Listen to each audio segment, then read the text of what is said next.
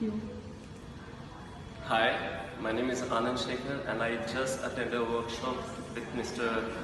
Pradeep and it's very hard to explain what you feel in such workshop because the intensity is so much that you cannot understand unless you do it.